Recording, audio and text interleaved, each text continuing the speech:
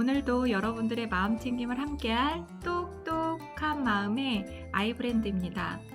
지금 제가 이 영상을 찍고 있는 이 시각 잠깐 창밖을 바라보니까요.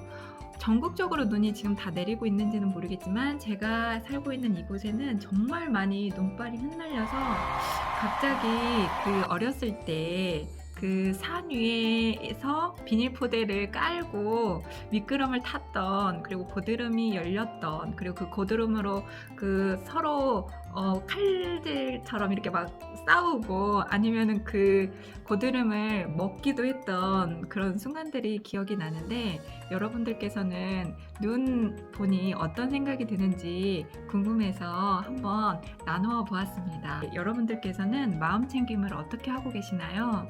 저는 여러 가지 방법, 물론 명상도 있고, 어떤 사람은 맛집을 다니기도 하고, 어떤 사람은 운동을 하기도 하고, 어떤 사람은 예술이나 아니면 음악, 미술, 예쁜 꽃을 보기도 하고요. 여러 가지 기타 등등 다양한 많은 것들로 마음 챙김을 하고 계실 거예요. 근데 저는 지금까지 한 4년 동안 이 마음 챙김 책을 통해서 마음 챙김을 하는 것이 저에게 가장 큰 만족을 주고 충족을 주었기 때문에, 오늘은 여러분들께 제가 하고 있는 마음 챙김 책으로 마음 챙김 하는 것에 대해서 이야기해 보려고 이 영상을 준비했습니다. 오늘 제가 준비한 책은요, 이 책인데요. 나를 숨쉬게 하는 것들, 보통의 언어들, 김이나 지음 위즈덤 하우스에서 출판한 책입니다. 그래서 이 책을 지금 이번 주 쭉 읽으면서 제가 마음 챙김으로 하고 있었던 것에 대해서, 그 내용에 대해서 오늘은 이야기를 한번 해보도록 하겠습니다. 여러분들께서도 제가 낭독하는 그 내용을 들으시고 한번 내가 이럴 때는 어떻게 했는지 한번 떠올려 보시면서 들어보시면 좋겠습니다. 그럼 지금부터 바로 책으로 들어가 보도록 할게요.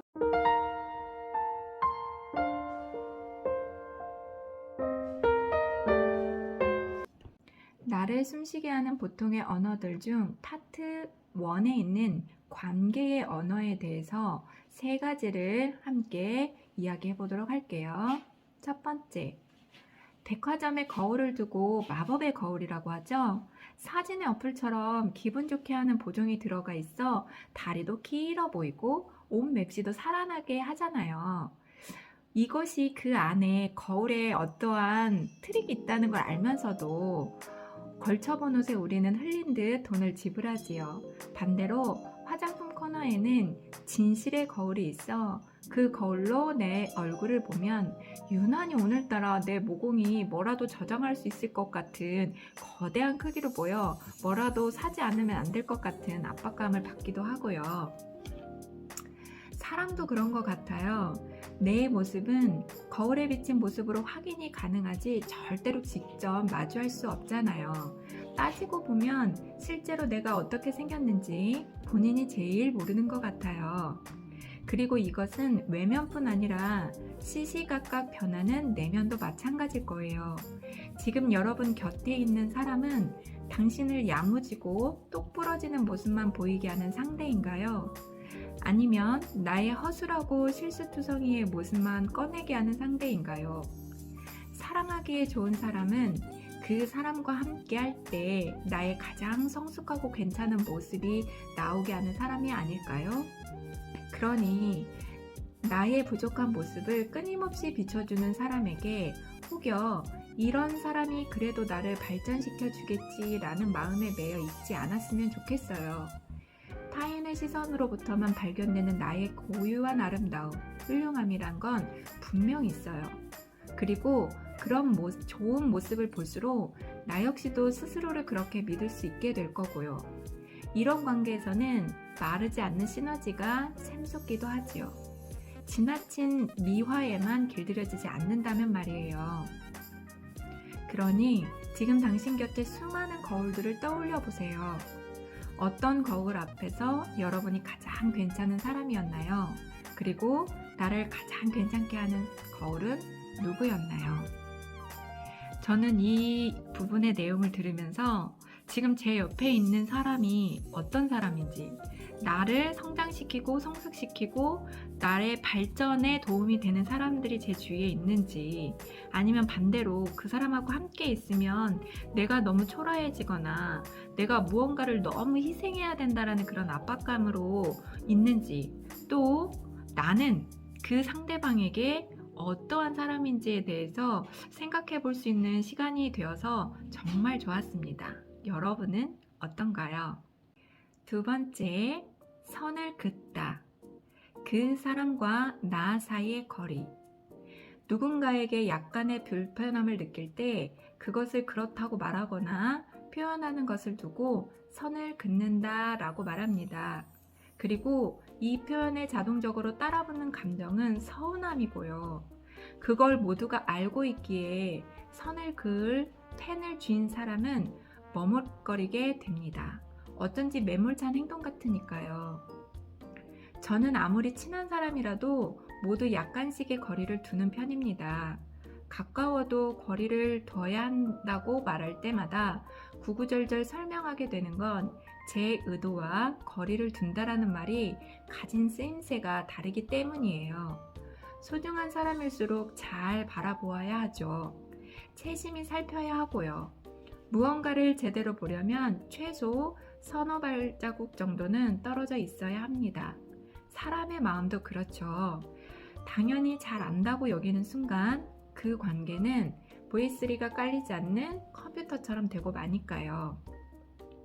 선을 긋는다는 말은 다른 말로 모양을 그린다는 말과 같은데요. 5개의 선을 그어 만들어지는 게 별 모양이잖아요. 다시 말해 나는 이렇게 생긴 사람이야 라고 알라는 행위가 선을 긋는다는 의미인 거죠. 밤하늘에 셀 수 없는 별들이 그러하듯 사람 마음의 모양도 전부 달라요. 그래서 선을 긋지 않으면 모양이 없는 슬라임이 되어요. 그러니까 선을 긋는다는 건 여리고 약한 혹은 못나고 부족한 내 어딘가에 누군가에 닿았을 때 나의 이곳은 이렇게 생겼어 라고 고백하는 행위인 거예요. 반대로 남들보다 더 관대하거나 잘난 부분이 있다면 그 부분은 시원하게 트여 있는 것이고요. 그래서 어떤 관계는 나도 몰랐던 내 영역을 알게 해주지요. 그렇게 우리는 서로를 통해 확장되기도 하고 스스로를 알아가기도 합니다. 살다 보면 부득이 선을 긋지 않아도 되는 사람을 만나기도 하지요. 그런 이들은 나름의 시간과 노력을 들여 나를 관찰해주고 그걸 토대로 내 성향을 점선으로나마 그릴 줄 아는 사람들인 것 같아요. 그리고 그 밑그림이 나의 실제와 크게 다르지 않을 때 우리는 무장해제되곤 하고요.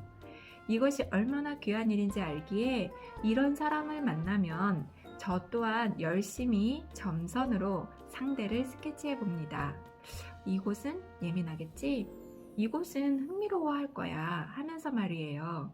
그리고 이런 식으로 그려지는 사람의 별 모양은 수시로 바뀌기도 하기에 끊임없이 관찰해야 합니다. 이 섬세한 과정을 퉁치는 말이 배려가 아닐까요? 그러므로 오늘도 나와 상대방 사이에 있는 틈을 서로가 잘 바라보기 위해 오래 바라보고 자세히 바라보는 시간이 되었으면 좋겠습니다. 3. 사과하다. 기다림이 필요한 시간. 사과를 전장의 백기처럼 생각하는 사람이 있습니다. 마치 선언하고 나면 모든 게 종식되는 것처럼 말이에요. 하지만 전쟁이 끝나면 곧바로 평화인 경우는 없죠. 특히 피해를 입은 국가라면 그때부터가 오히려 아픔이 더 시작될 거고요. 다툼 역시 작은 의미에서 전쟁의 속성과 같은 것 같아요. 이권이 부딪히고 신념이 충돌하며 때론 분노가 분출되니까요. 쌍방과 실이면 피해 정도가 같고 그러면 그나마 해결하는 데 큰 문제가 안 되겠지만 만약 한쪽과 실이 더 크다면 이럴 땐 경우가 달라질 거예요. 사과를 하는 쪽에서는 미안하다는 말을 하는 순간 주도권을 갖고 있다고 착각하는 것 같아요. 왜냐하면 사과하는 일 역시 쉬운 일이 아니니까요. 하지만 사과한다는 게 얼마나 대단한 건지에 대해 심취해서 포커스를 상대가 내 사과를 어떻게 받는지에 맞춰 미안하다고 했잖아 라고 한다면 그 사과를 받는 사람은 짜증나지 않을까요? 사과받을 입장일 때를 떠올려 보세요. 상대가 미안하다고 말하는 순간은 마치 가스레인지 위에 끓는 냄비에 불을 끄는 것과 같아요. 더 끓일 의지는 없지만 그렇다고 바로 식지 못하잖아요. 내 의지로 되는 게 아니니까요. 다시 말해, 사과를 하는 입장에서는 사과를 받는 태도에 점수를 매길 권한이 없다는 겁니다. 사과를 받는 쪽은 겸연쩍은 시간이라는 게 필요하고 마지못해 내민 손을 잡아주고 다시 웃으면서 이야기 나누기까지 떼는 한 걸음 한 걸음은 몹시 무거울 거예요. 이 무거운 발걸음을 기다려주는 것까지가 진짜 사과인 겁니다. 만약 여러분이 저에게 소중한 관계를 이어가는 비법이 뭐냐고 묻는다면 저는 잘 화해하는 것이라고 대답할 거예요.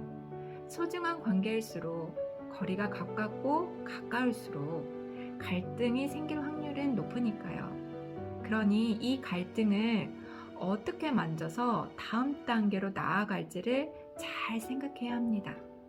잘 마무리된 다툼만큼 관계를 돈독히 해주는 것은 또 없잖아요.